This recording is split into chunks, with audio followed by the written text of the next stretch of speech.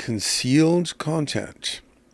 Don't judge a book by its cover has become a cliche, yet the underlying truth has never been more relevant than in the present day. Animals are capable of camouflage, deception, and misdirection. So, for example, squirrels, considered one of the 10 in the list of the 10 most intelligent animals by Animal Planet, practices deception. It will pretend to hide food in a certain area to misdirect other squirrels that may be observing it while it hides it in a different place, for example. So more intelligent animals are capable of deception. Animals also, like cephalopods, like octopi, are capable of exquisite camouflage.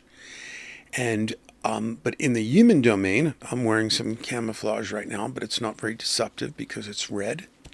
So unless I'm trying to hide in a bloodbath or something, it would not be very deceptive camouflaging.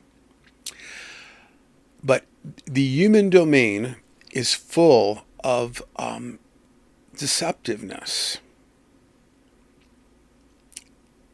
Deceptive practices are much more common with humans.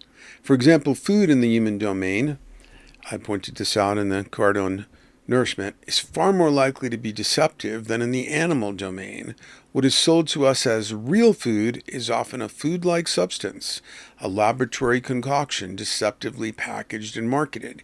And you can look in the body text of the card and you'll see an ad, a picture of an ad for Nutrisystem, if that company even exists anymore, and their slogan was "Real food for real people." Okay, so I guess imaginary people shouldn't buy their products. Real food for real people. Be very careful about anybody using the phrase "real people" or "real Americans," by the way. And then we look at the picture and you see these foil packets and so forth, and freeze-dried things and whatnot, and that's supposed to be what real food looks like, according to Nutrisystem. Contracts have fine print in legalese. Think of all the deceptive phrasings we don't have time to read when we check agree to do things online. We wouldn't have time for the rest of our lives if we read all those agreements, and we'd really need a lawyer with us to help translate. People are often not whom they are trying to seem, and we may also not be who we think we are.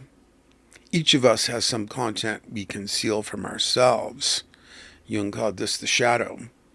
Depending on the context and the card position, consider this an auspicious time to look beneath the surface of whatever you are contemplating and scan it for concealed content.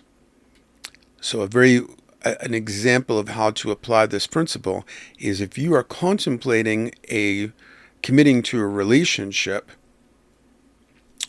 or it's a romantic relationship or any kind of serious relationship, even including a business relationship with someone, and you don't know their shadow, realize that you don't know the other person and there's concealed content you may want to investigate before you sign on the dotted line.